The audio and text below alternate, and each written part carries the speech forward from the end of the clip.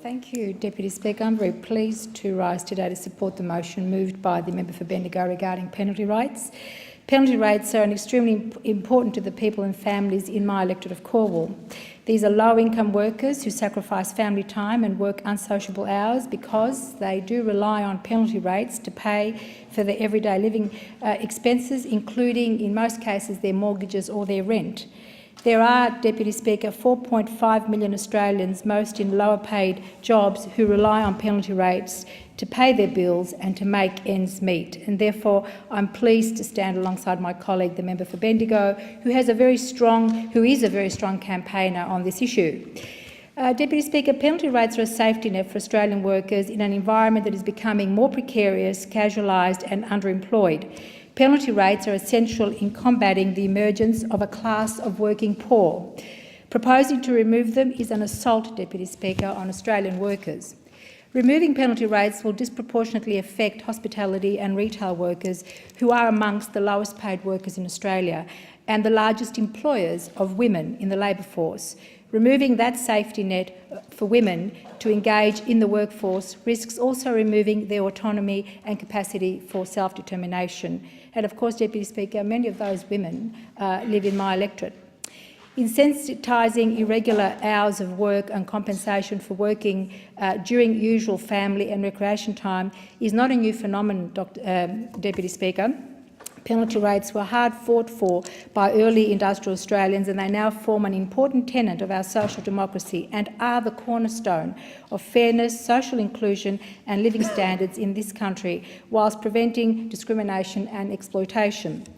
Last week, Deputy Speaker, was a very big week for my electorate with the closing of the Ford motorcar factory. I look back at the 57-year history of Ford in Broadmeadows and its multiple generations of workers who have lived in the federal seat of Cornwall. These were people who worked very long hours, risked their health and spent time away from their families to better their quality of life. And this was rewarded, this sacrifice was rewarded with penalty rates. It was their penalty rates that they saved and used to buy a house, to educate their children, and penalty rates, Deputy Speaker, are a key feature of nation building in this country. The difference that penalty rates make to the average worker's ability to make ends meet cannot be underestimated or undervalued.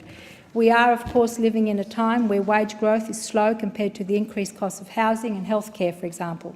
The ABS Wage Prices Index shows that wage growth is the slowest it has ever been in the last 20 years. We are seeing everyday Australians dip into their savings or put less aside in order to cope with the increase of the cost of living. Penalty rates enable security and upward momentum by sharing in the nation's prosperity, by allowing low-income earners to be properly compensated for sacrificing their family life and their social life. It adds to low-income workers' take-home pay each week, adding to their and their families' quality of life as well as the competitiveness of the national economy. The removal of penalty rates will impact on those most vulnerable in the labour market, low-income earners, Deputy Speaker, people that live in my electorate. Many of my constituents in Cornwall come from new and emerging communities who want to make a go of their life in Australia. Employment and fair pay is key to making a go of it. And, Deputy Speaker, I do want to quote one of my constituents who I've spoken to and who feels very strongly about this issue, Humphrey Caspers from Craigieburn in Melbourne's north. He's a field service technician for electronic appliances, and Humphrey wants me to read this out to the chamber, and I quote Humphrey. "To me, after hours, overtime and minimum hours for weekend work are the most important and crucial payments I receive. It helps with my mortgage and helps provide the food I put on the table to feed my growing family, as I have a wife and 3 children, with another on the way.